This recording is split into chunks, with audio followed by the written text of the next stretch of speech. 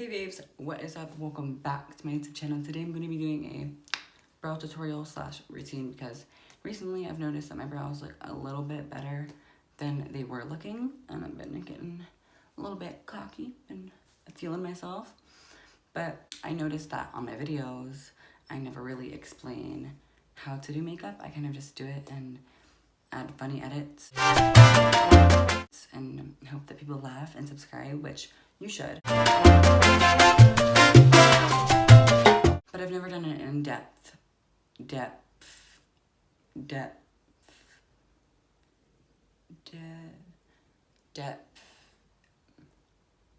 I've never done a full tutorial is what I'm trying to get to. But without further ado, let me stop rambling and let's do this. So the first thing I tend to do, this step is completely optional. If you don't want to do it, you don't have to. But I prefer to do it because I think it helps keep them in place and help them look a little bit better.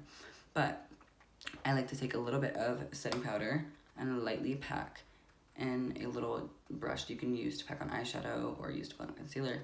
Any brush that you can use to pack on something with will do just fine. And then make sure to top off the excess.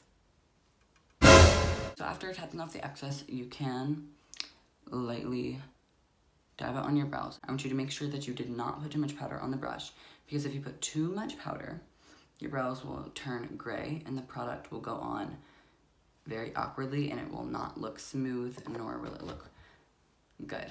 So yeah, I'm gonna go ahead and zoom you guys in right now because the camera is pretty far from my actual eyebrow and I want to make sure you can see everything, and I'm gonna try my hardest not to put my hand in the way. So let's see how that turns out.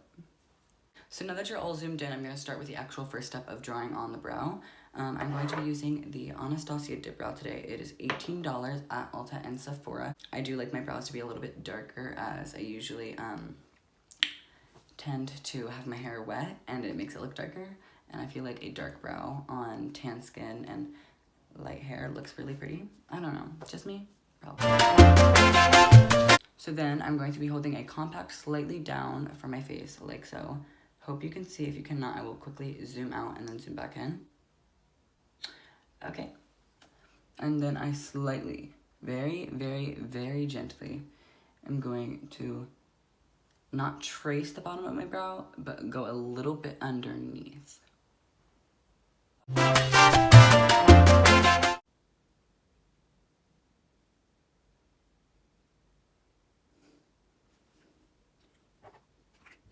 Another thing I do want to point out is never ever take the line that you're going to be drawing underneath your brow completely to the front.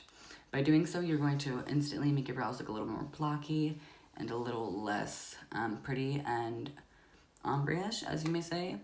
So in order to get that kind of Instagram fleeky brow, just avoid putting product in the front. So I'm pretty sure this next step may not relate to you by any means, but for those who may have this issue, I'm going to point it out.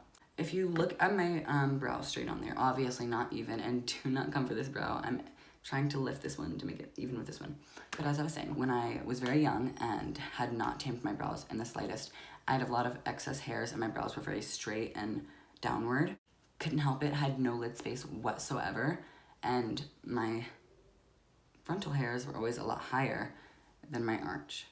And that caused my brows to look a little uneven. And even now, after taming them, these hairs do not grow in the slightest, so I tend to use the pomade to try and replicate what could be there. A little trick that I've taught myself to try and make this even with this is to, instead of actually pressing down and trying to trace it, go above, and then before you get to your arch, then press down.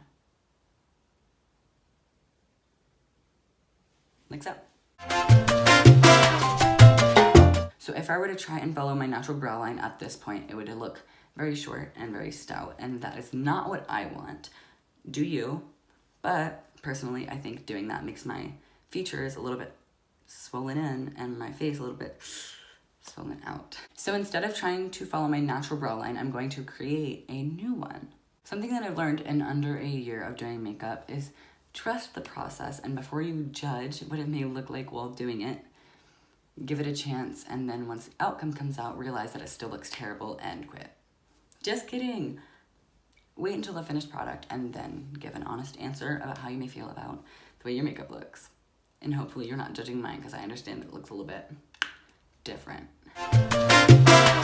So now that I'm thoroughly enjoying the way my brow has turned out, I'm going to start with filling in my brow. Now this is something that a lot of people may do differently and a lot of people may have different opinions on, and that's all up to you. I'm not going to judge whatsoever. But personally, I like a nice faded ombre to light to dark. So let's start with that. Something that I notice a lot of people tend to do is they start with filling the front of the brows, thinking that it's going to give them natural hair-like strokes because of a lot of influencers saying that it will, but they don't explain how much product to use or how light of a hand to use.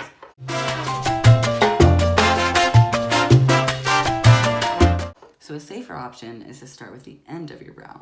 This step is completely optional, but I prefer, in the sparseness of my brow, I take a brow pencil. This is just the Maybelline Brow Definer, and I'm going to slightly fill where the pomade does not have any type of attraction to your brow or skin, as it may be. This definitely will help create some form of pigment. It is completely up to you if you do want to stop here if you're happy with the results. Personally, I do love the crispness of a nice cleanup, and I'm going to go show you how I do that. I'm going to take a very thin angled brush and Maybelline Fit Me in the shade 120, and I'm going to clean up my brow. I'm going to start by finding an angle that I like. You could very well use any angle you want. It's completely up to you. And then after finding the angle that I like, I'm going to pick up some of the product and clean up my brow. Now, I know a lot of people do love to clean up the top of their brows, but personally I find when I do that I cannot keep a steady hand, nor do I like the way it turns out on me.